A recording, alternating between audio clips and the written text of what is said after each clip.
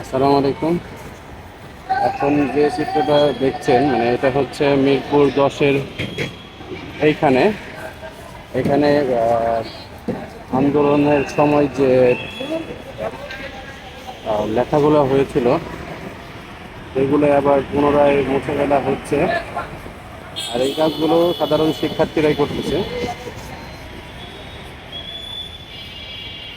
এই যে দেখেন,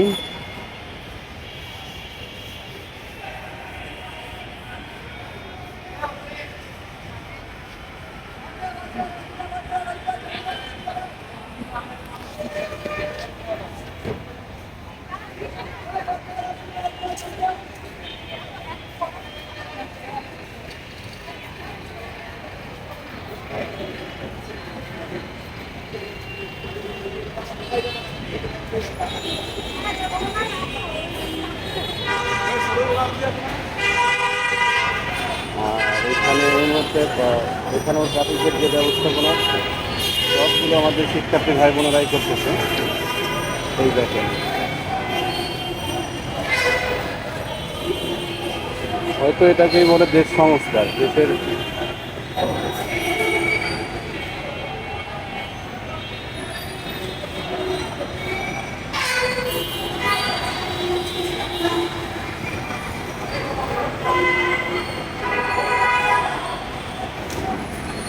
যদি সামনের দিকে যায়, সামনের দিকে গেলে আরো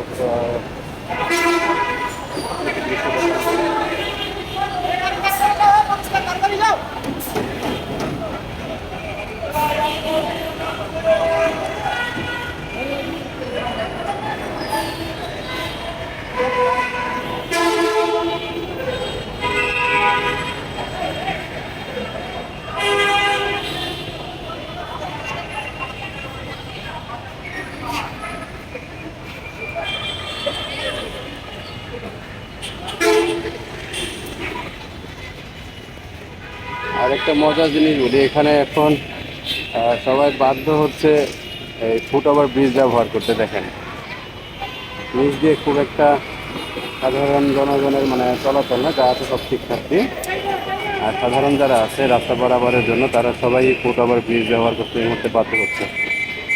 আর এখানে তো বাস কিংবা বামের লেন দিয়ে যারা যাবে বাম দিকে তাদের জন্য আলাদা একটা লেনের ব্যবস্থাই করা হয়েছে, যেখানে কোনো দাঁড়ানোর সুযোগ নাই।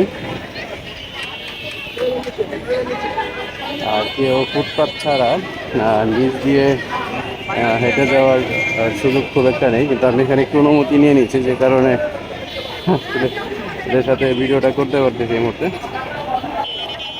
আর আরেকটা জিনিস, মজার জিনিস, এতক্ষণ আমি যেটা দেখলাম এখনও আমাদের এই যে ফায়ার সার্ভিসের ভাইয়েরাও আমাদের শিক্ষার্থী ভাই বোনদেরকে সহযোগিতা করতেছে।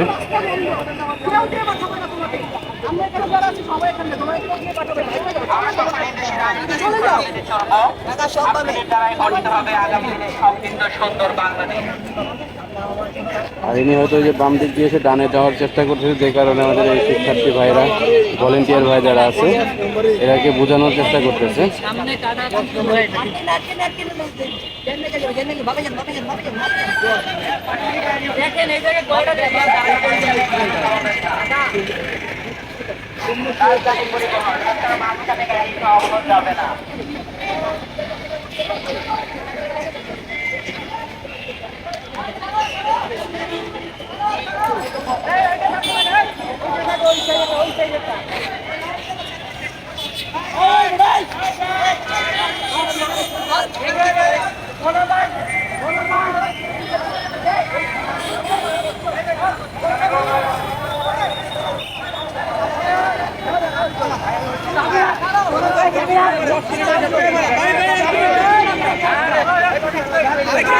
আর এই রিক্সাটা আইন মানে ওদের সিগন্যাল না মেনে সামনের দিকে চলে আসাতে শিক্ষার্থীরাকে ধরে ফেলছে।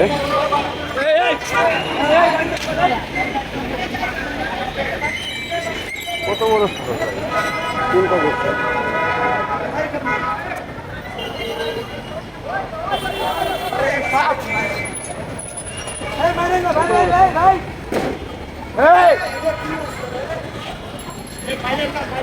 না ভাই ও আসলেই ভালো না, লুকটা ভালো না, ঠিক আছে, ও বরাবরের মতোই বরাবরের মতোই মানে অমান্য করতেছে। না না না, সিগন্যালটা অমান্য করছে, হ্যাঁ, এতটুকু রাস্তায় কাজ করতে।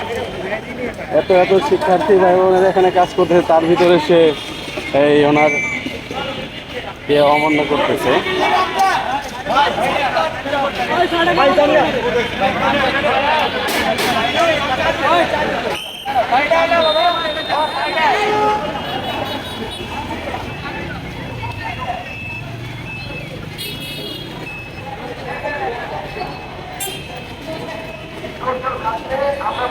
আমরা সবাই এই দেশ সংস্কারের পক্ষে। আর সুন্দর একটা বাংলাদেশ গড়ার লক্ষ্যে এরা সবাই কাজ করতেছে, আমরা এদেরকে ধন্যবাদ দিতেই হয়।